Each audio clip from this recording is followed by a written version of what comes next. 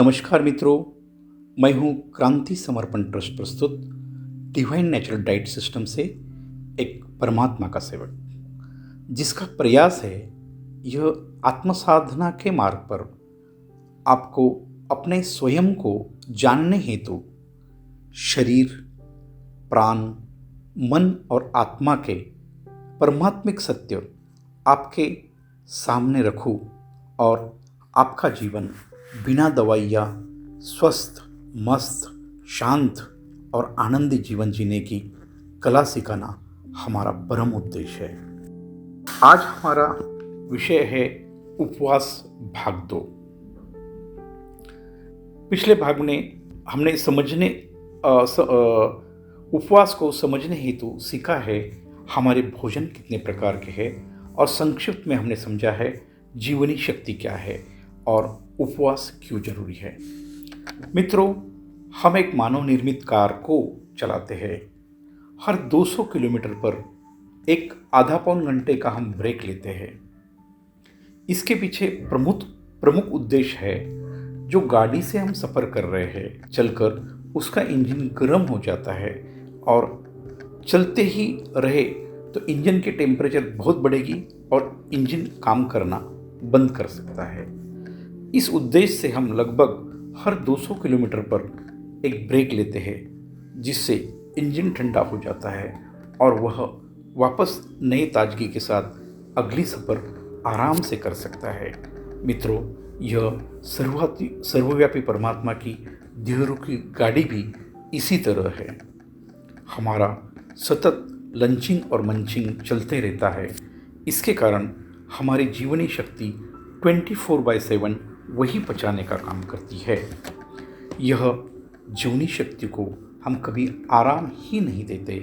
इसके लिए हमें उपवास करना चाहिए, जिससे हमारी जीवनी शक्ति हमारे शरीर के अंदर जो गंदगी है वो साफ करने को उसको समय मिलेगा और वह आपके विकार हटाने का काम में लग जाएगी।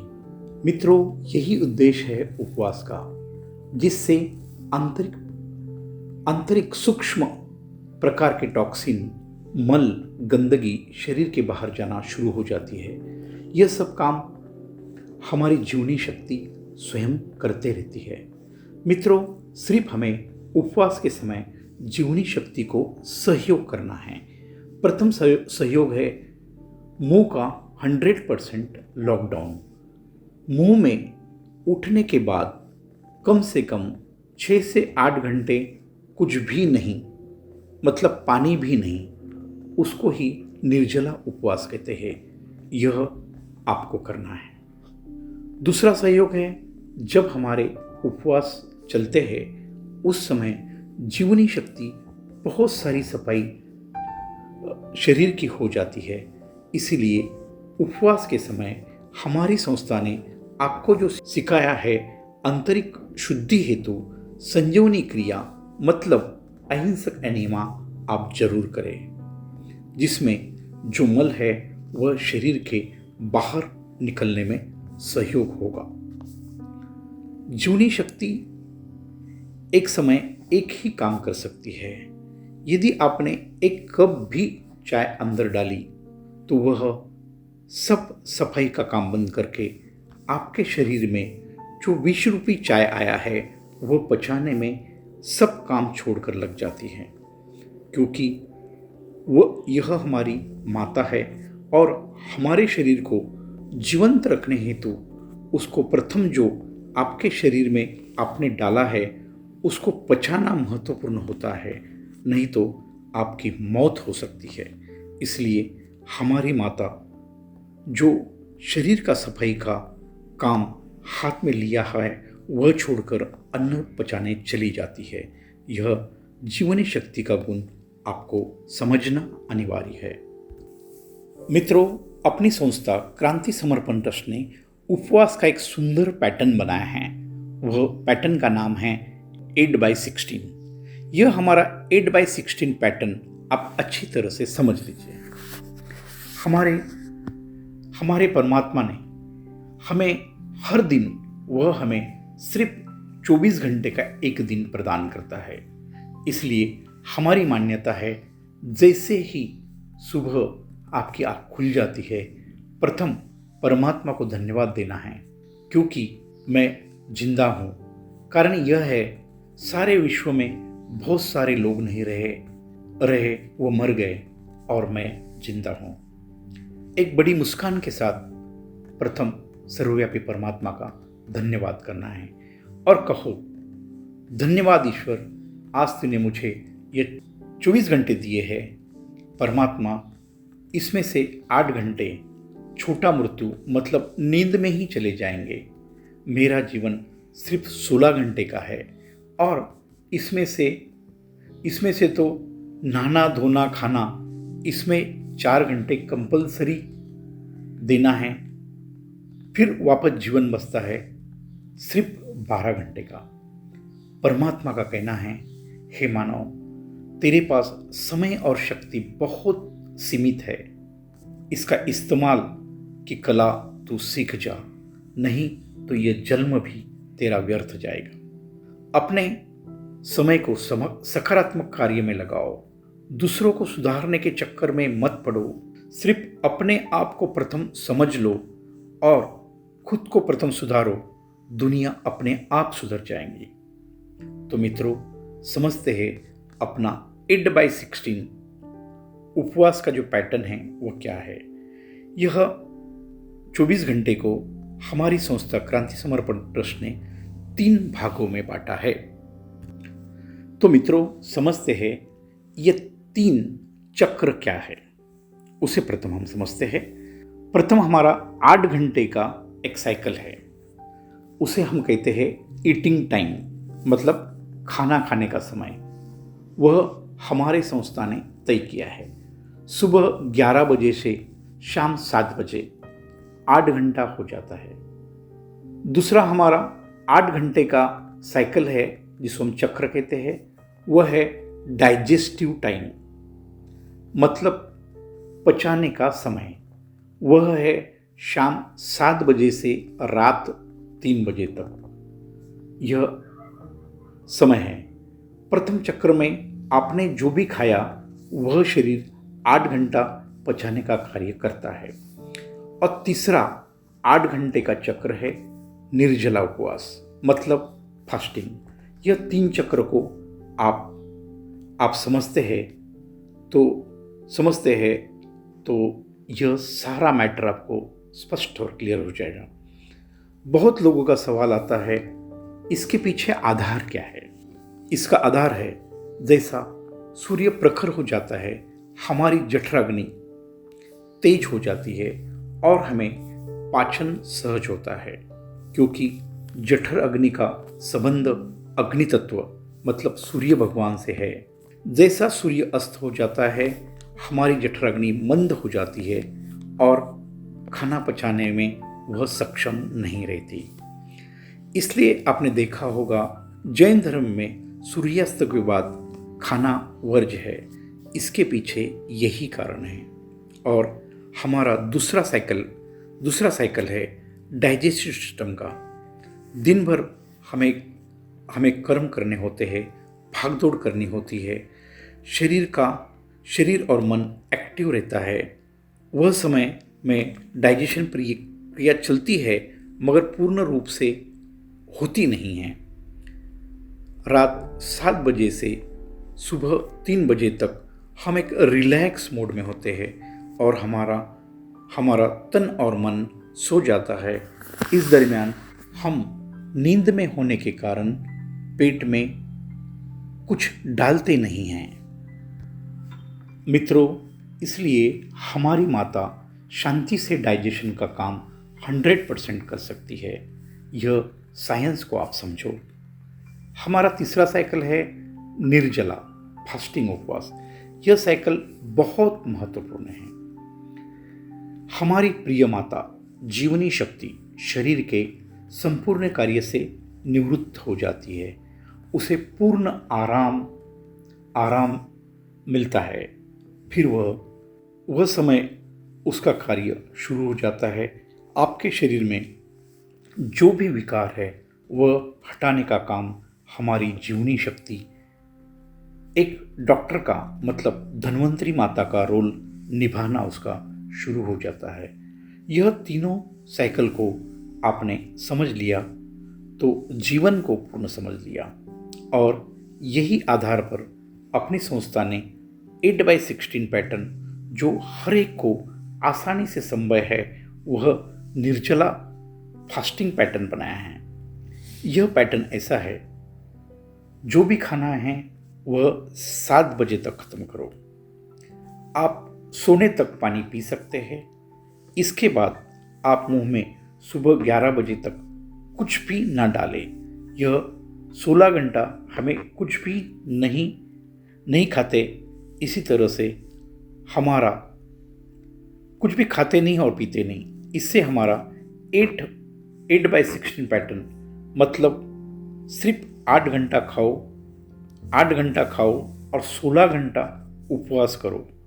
और उसकी खास बात है यह है, जो समय लगभग 8 घंटे हमारे नींद में चले जाते हैं और उपवास आसानी से हो जाता है। यह एक छोटा सा तप अपनी संस्था सिखाती है। यह तप इतना प्रभावी है, आपके तन मन प्राण और आत्मा को शुद्ध हो जाता है और अपने आप आपके जीवन में निरामय स्वास्थ्य, शांति और आनंद आपके जीवन में निर्माण होता है।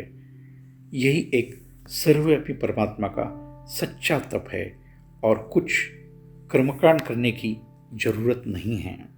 और जो आप हिंदू धर्म के लोग उपवास करते हैं, वह एक ढोंग है, भगवान के साथ चीटिंग है। बस थोड़ा सा खाना खाने में परिवर्तन करते हो। यह सर्वव्यापी परमात्मा के राह पर आने के पहले मैं 9 दिन उपवास किए हैं, और सबसे ज़्यादा मैं उपवास के दिन ही खाता था। वह था सुबह उठकर चाय पीना, दूध, नाश्ते में बटाटे का शीरा, भोजन में साबूदाना की खिचड़ी, बीच बीच में केला और आम। उसके बाद उपवास के जो आटे बने हैं उसके हम डोसे बनाकर खाते थे। दिन भर खाते रहना क्या उपवास है? यह एक विकृति है जिससे शरीर ज़्यादा खराब हो जाता है। मित्रों, जो भगवान के नाम पर जो व्रत मतलब गलत तप आप कर रहे हो, भगवान को भी धर्म संकट में डाल रहे हो, ऐसे उपवास प्रथम बंद करो। यह एक मिथ्या कर्मकांड है, इससे प्रथम बाहर आ जाओ। हमारे संस्था ने कभी भी बोला नहीं, हमारा ही जो उपवास है, उपवास का पैटर्न है, वह सही है। हमारा मानना है पहला इस्तेमाल करो, बाद में विश्वास करो। हमारी यह राह पर सिर्फ 21 दिन चल के देखो। हमें कुछ समझाने की जरूरत नहीं है, आपका अंतरात्मा ही आपको बताएगा सही क्या है। इसलिए दोस्तों, करके देखो, अनुभव आएगा और आपका अनुभव ही आपका सच्चा गुरु है। हमारा प्रयास है आपके अज्ञान को मिटाना।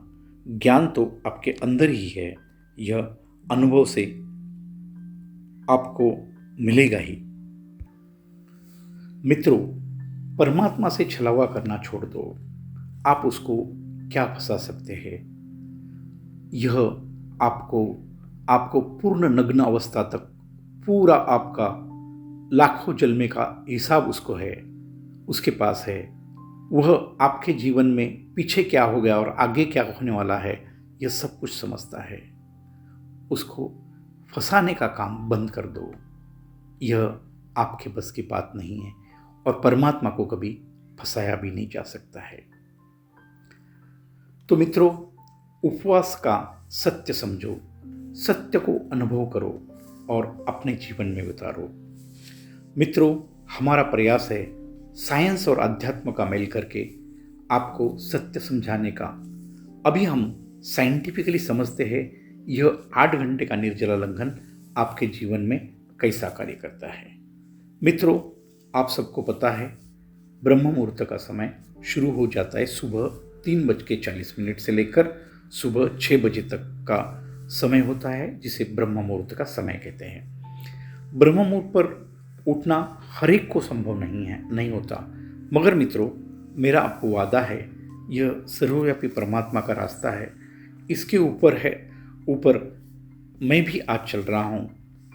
मेरे जैसे गलत खान पान करने वाला, एडिक्शन वाला, मैं एक वाल्या कोली जैसा था और आज धीरे धीरे मैं वाल्मीकि बनने की राह पर हूँ। यदि मैं हो सकता हूँ तो आप लोग बहुत आसानी से हो सकते हैं, क्योंकि मेरे से बढ़कर ज़्यादा क्वालिटी आप लोगों में है। मैं जो सुबह 8-9 बजे उठने वाला आदमी, आज परमात्मा मुझे स्वयं 4 बजे उठाता है। यह मेरे लिए चमत्कार है। यह आपको भी संभव है। शुरू में प्रयास करना पड़ता है, मगर बाद में एक बार परमात्मा की कृपा शुरू हो गई तो फिर आपके जीवन में यह कार्य सहज होने लगता है। इसलिए मेरा कहना है, कम से कम 5 बजे उठने का प्रयास करो। यह मैं इसलिए बोल रहा हूँ, हमारे संस्था का एक नियम है, उठने के बाद कम से कम 6 से 8 घंटे तक 100% मुंह का लॉकडाउन करें। मित्रों, मतलब यदि आप 5 बजे उठते हो तो प्रथम इनटेक आपको 11 बजे लेनी है। जितना लेट उठोगे उतना फायदा कम होगा। इसका उठने का संबंध इसलिए है कि आप जागृत अवस्था में आ जाते हैं, आपका मन और शरीर काम करने लगता है। जब शरीर काम करने लगता है तो उसमें कैलोरी की कंजम्पशन, मतलब खपत शुरू हो जाती है। आपको पता है, हमारा जो 2-3 किलो का सर है उसको ही लगभग 20% ग्लूकोज लग जाता है। मतलब 20% एनर्जी हमारे शरीर की सिर्फ दिमाग को ही लग जाती है और 80% सारे शरीर को लगता है। जब आप उठते हैं तो कैलोरी बर्न होना, संक्षिप्त में शरीर में ग्लूकोज की खपत शुरू हो जाती है। इस दरमियान हम कुछ भी इनटेक नहीं लेते। इस वजह से जो शरीर ने इमरजेंसी के लिए जो शरीर में ग्लूकोज और चर्बी रखी हुई है वह इस्तेमाल होना शुरू हो जाती है और हमारे शरीर की बैंक में जो गलत पदार्थ जमा की है वो खर्च होने शुरू हो जाते हैं और बस इसी कारण हमारा शरीर ठीक होना शुरू हो जाता है। मित्रों, यह परमात्मिक ज्ञान बहुत सरल है। जैसे प्रथम सत्य है, सभी रोगों का कारण आंतरिक मल संचय है। जब सभी रोगों का एक ही कारण है तो उसकी दवा भी एक ही है। इसलिए हमारे स्वास्थ्य का द्वितीय सत्य है, लंघनम परम औषधम, मतलब उपवास ही सर्वश्रेष्ठ औषध है। आप प्रकृति में जो भी परमात्मा निर्मित योनियों का, प्राणी मात्र का अभ्यास करो, वह यदि बीमार होते हैं तो वह एक ही काम करते हैं, खाना और पीना बंद कर देते हैं। इसलिए यही सर्वव्यापी परमात्मा का सत्य है, जिसको हमारी संस्था मानती है, उसको गहराई से समझो। यही उपवास हमारे भारतीय संस्कृति की धरोहर है। हमारे ऋषि मुनि जो अनंत काल जिए हैं और जीवन में सर्वांगीण प्रगति की है, अभी वही उपवास के थ्योरी का अध्ययन करके जापान के एक नामवंत वैज्ञानिक योशिनोरो ओसोमी को मेडिसिन के क्षेत्र में नोबेल पारितोषिक दिया है। उनकी थेरेपी थी एटोफेजी के लिए, जो कैंसर के लिए बहुत उपयुक्त है। उन्होंने यह एटोफेजी मतलब निर्जरा लंघन पर सिद्ध किया। इसके लिए उन्हें नोबेल पारितोषिक मिल गया। उन्होंने सिद्ध किया, उसीलिए उनको पारितोषिक मिला, जो धरोहर हमारी थी। एटोफेजी का मतलब है खुद को ही खा जाना। जब हमारे शरीर को भोजन देना हम बंद करते हैं तो अपना शरीर अपने आप के अंदर में जो भी कचरा, गलत सेल शरीर में है उसको खाना शुरू करता है।